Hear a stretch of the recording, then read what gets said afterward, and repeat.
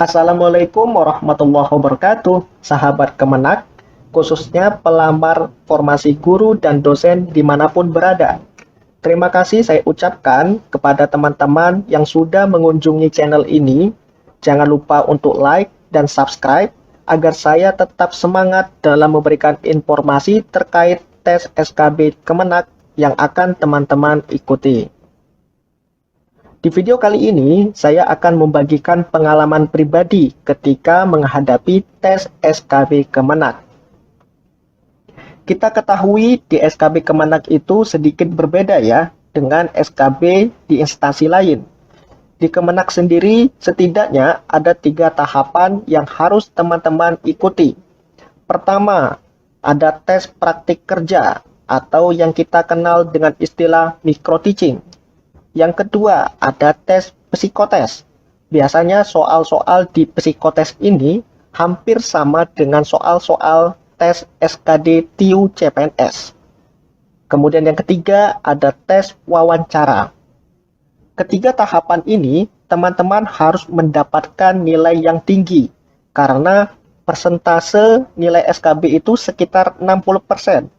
Berbeda halnya dengan SKD yang hanya 40% saja. Jadi teman-teman itu tidak perlu khawatir jika di pengumuman SKD nanti teman-teman itu berada di peringkat ketiga atau kedua. Karena di SKB nanti teman-teman bisa menyalip nilai peringkat 1 SKD. Nah, langsung saja kita akan membahas pada bagian yang pertama, yaitu tentang tes praktik kerja atau micro teaching. Jadi tes ini merupakan tes wajib yang harus dilalui calon guru ataupun dosen instansi Kemenak. Tidak terkecuali juga di instansi-instansi lainnya. Seperti halnya tes-tes lain, tentu tes yang dilalui memiliki format penilaian sendiri. Tetapi banyak sekali teman-teman itu tidak tahu yang dinilai di tes micro teaching itu apa saja. Apalagi yang pertama kali mengikuti tes CPNS, pasti akan bingung sekali. Nah, berikut ini merupakan format penilaian micro teaching-nya. Berdasarkan pengalaman yang pernah saya ketahui bahwa format penilaian ini setiap tahunnya itu hampir sama. Acuannya itu sama, semuanya pasti menilai 4 kompetensi ini. Jadi yang pertama itu adalah penguasaan bidang yang teman-teman lamar. Otomatis teman-teman itu harus tahu formasi ataupun jabatan yang teman-teman lamar itu termasuk ke dalam kategori apa. Apakah jabatan fungsional atau jabatan pelaksana. Dan umumnya kalau formasi guru atau dosen itu pasti masuk ke jabatan fungsional. Dan jika teman-teman bingung, coba teman-teman buka kembali file pengumuman SKD-nya. Biasanya di bagian atas itu ada keterangan jabatan teman-teman itu apa. Biasanya kalau jabatan fungsional itu ada keterangan JF. Kalau jabatan pelaksana ada keterangan JP-nya. Nah, contohnya itu seperti ini. Kemudian yang kedua, tentang pengalaman mengajar ya, atau tentang pengalaman yang dilamar. Khususnya ini berkenaan dengan bidang yang teman-teman lamar ya. Nanti teman-teman itu akan ditanya, teman-teman itu sudah pernah mengajar belum? Kalau sudah, akan ditanya lagi, ngajarnya di mana? Berapa lama mengajarnya? Nanti akan dikejar dengan pertanyaan-pertanyaan yang sifatnya beruntun. Kemudian yang ketiga, tentang kemampuan berbahasa asing. Biasanya teman-teman nanti akan diminta untuk mengajar dengan bahasa asing. Minimal bahasa Inggris dasar. Atau bagi yang melamar guru ataupun dosen bahasa Arab, biasanya nanti akan diminta mengajar dengan menggunakan bahasa Arab. Yang keempat, tentang kemampuan menggunakan teknologi. Usahakan ketika praktik kerja nanti, teman-teman itu menggunakan aplikasi ataupun program mengajar yang teman-teman kuasai. Jangan hanya terpaku pada PowerPoint saja ya. Saya memberikan satu tips ya. Kalau bisa, teman-teman itu mengajar dengan menciptakan suasana kelas yang aktif. Teman-teman bisa menggunakan pointer. Jadi, teman-teman tidak hanya berfokus pada laptop saja. Jadi, teman-teman itu ajak ataupun perlu mengajak siswa ataupun mahasiswa yang ada di depan teman-teman untuk interaktif, untuk aktif dalam kegiatan belajar mengajar. Teman-teman juga harus siap ya, harus siap dari sekarang dalam mempersiapkan bahan ataupun alat untuk micro teaching, baik secara daring atau secara luring. Kalau pas zaman saya dahulu, saya itu micro teachingnya dilakukan secara daring. Otomatis saya harus bisa menggunakan Zoom, harus bisa menggunakan Google Meet, harus bisa menggunakan stylus pen untuk mencoret-coret di PowerPoint dan lain sebagainya. Nah, untuk alokasi waktunya tersendiri, nanti teman-teman itu akan diberikan waktu sekitar 1 jam kurang, atau bisa juga sekitar 15 sampai dengan 30 menit, tergantung pengujinya ya, untuk mengajar di depan kelas. Otomatis teman-teman harus bisa ataupun harus pandai-pandai mengatur waktu ketika praktik kerja nanti.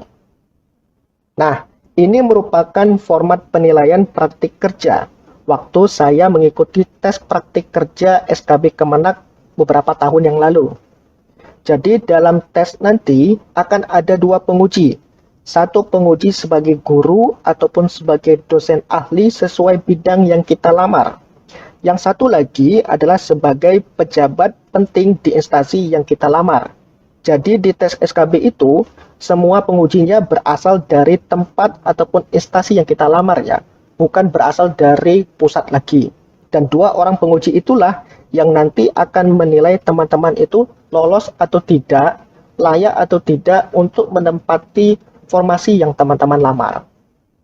Nah, tadi kan kita sudah tahu ya, gambaran terkait dengan kompetensi yang dinilai itu apa saja. Berikut ini merupakan indikator dan kisi-kisi dari setiap kompetensi tadi. Yang pertama, ada penguasaan bidang yang terbagi menjadi 3 indikator, yaitu perencanaan pembelajaran, pelaksanaan kegiatan pembelajaran, dan penilaian pembelajaran.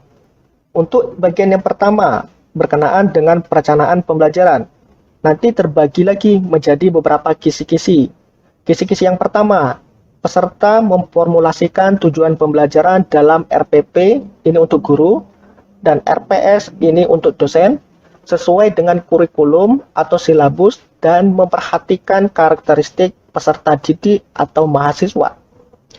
Kalau pengalaman saya dahulu, saya itu akan ditanya tentang langkah-langkah membuat RPS ataupun RPP itu seperti apa. Dan biasanya penguji itu akan meminta buktinya. Jadi teman-teman harus memiliki hard copy-nya ya. Jadi dokumen tercetaknya itu harus ada. Jadi teman-teman itu minimal memiliki 3 dokumen tercetaknya. 1 untuk pegangan teman-teman dan 2 untuk penguji. Teman-teman itu juga harus membuat RPP ataupun RPS sesuai dengan format instansi yang teman-teman lamar. Biasanya kan kalau RPP itu sudah ada acuannya dari pusat ya. Jadi semua formatnya itu sama. Tetapi kalau RPS, biasanya setiap universitas atau IAIN itu memiliki format RPS-nya yang berbeda-beda. Jadi teman-teman itu harus mencari sendiri format RPS sesuai dengan instansi yang teman-teman lamar. Saya memberikan 1 tips ya, untuk mencari format RPS-nya itu seperti apa. Jadi teman-teman itu bisa mengunjungi website universitas ataupun IAIN tempat teman-teman melamar. Nanti di website itu biasanya ada tempat untuk mendownload dokumen.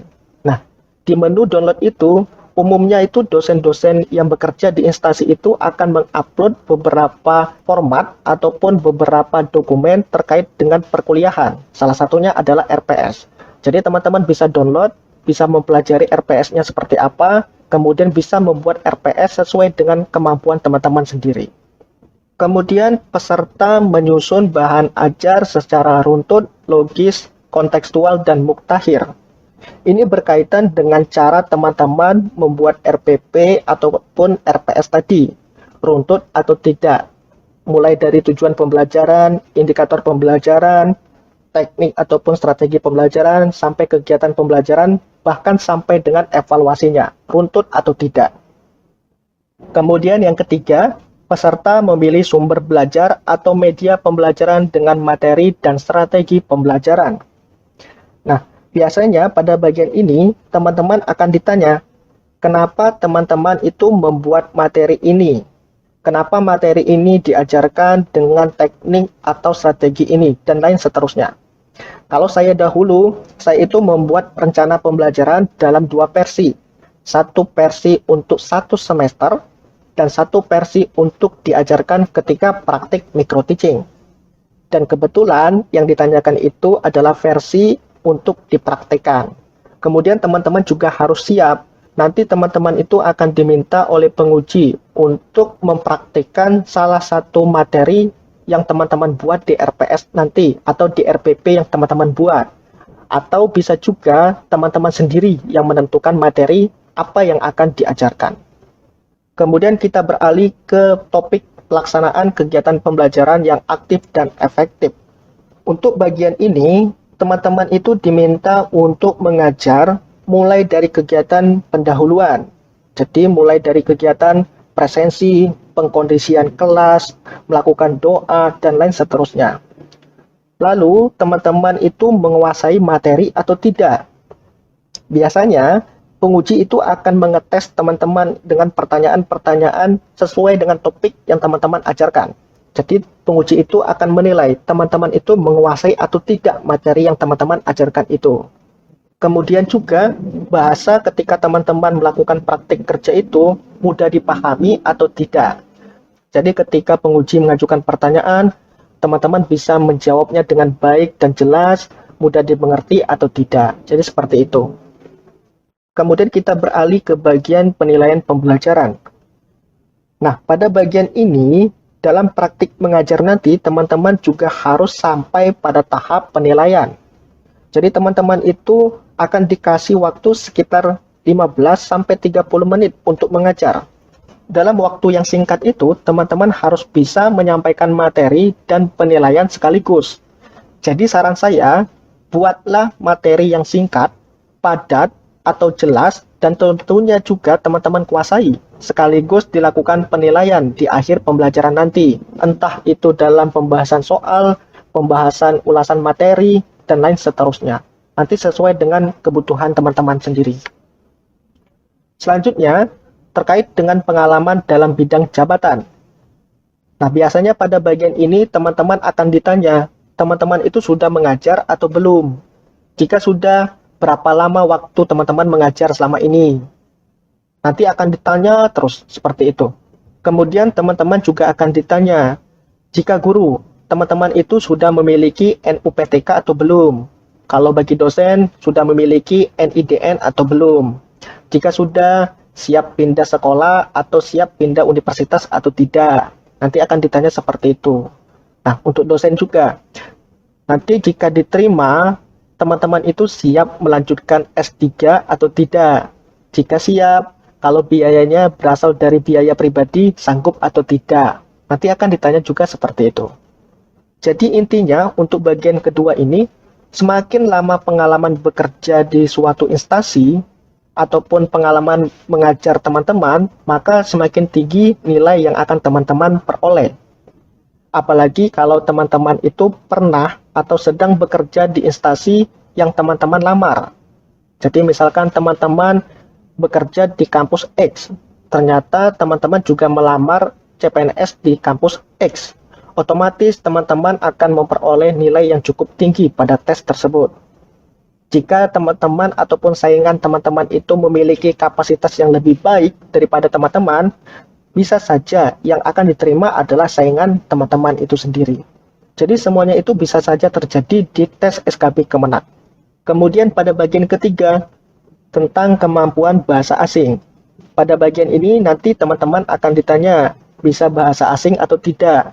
Jika bisa, coba praktikkan, baik itu dalam kegiatan wawancara ataupun kegiatan belajar mengajar.